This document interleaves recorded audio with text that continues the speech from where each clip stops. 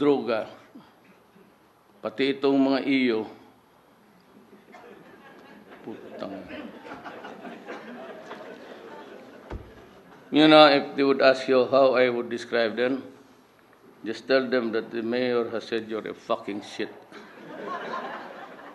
Alam mo, doon sa ano nila, bagong material na pinadala, that instead of killing them, which I am not also inclined to do every time, na magtayo na lang tayo ng centers. If he wants shabu, we give it to him.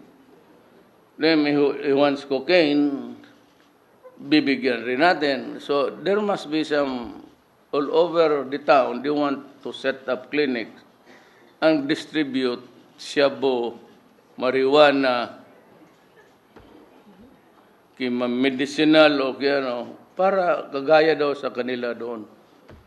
State of Washington, pati yung mga gunggong talaga, putang ina sabi mo. You know, when a guy is crazy, how many times have you read? Binaso niya ang lola niya dahil the guardian angel was whispering to him, kill your lola because he's evil. Mga inutil itong puti-putang ina niya. So, totoo lang. I'm forced to, alam mo pag ganon ang salita, although it is not expressed in terms of gutter language or slang, street slang, the proposal itself is odious to me. It's despicable, actually. Kaya binababoy ko itong mga ulol na ito. Naloko ba kayo? And you know, we must also realize that itong mga iyo, do not be so parang pontifications ninyo. For after all, you are ahead of the industrialization age. Why? Because you conquered lands. You got the oil of the Arabs to build your industries way ahead than ours. Dito sa Far East, you conquered Indonesia, Malaysia, the Philippines. Got the best of our lands, live off with the fat of the lands, and you think now that you are the educated one and you should be listened to. And you come up with this morality. Do not impose your whatever it is, your values and everything, because we hate you for being a hypocrite. You are the incongruity of the times.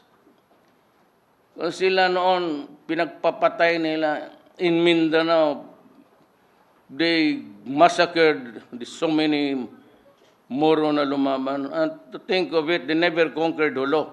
Nobody set foot on Hulo, and that is why still is surprised until now, bakit ang Hulo kasali?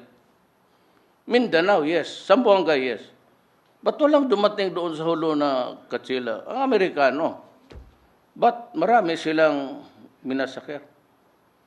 Yung sa Samar, just because a colonel was tinatad ng waray doon, it was a time when they killed all the males, 10 and above, they massacred them. Tapos magsalita sila ngayon about human rights. You come to think of it, itong Amerika has been threatening me with the prosecution sa International Criminal Court. Go ahead. Tapos, basa-basa ako, yung pala sila hindi member ng International Criminal Court. Do you know why? Because if they do that, if they were a signatory, the boss, the son, pati yung tatay would go to jail. Remember that they invaded a country just because of drugs. Never mind about the killing. A sovereign country invaded by the United States, Panama.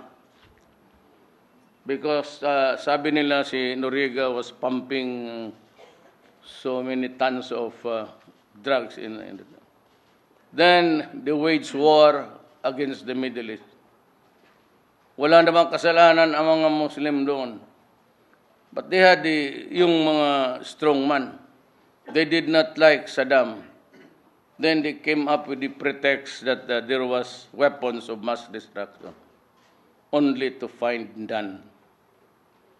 Then they started to erode pati na ang Libya, Syria, and all. Saan yan sila pumasok, sira ang mundo. Vietnam was lucky. It won the war after so many years and they are very prosperous now. Kaya itong Amerika na ito, hindi ko maintindihan.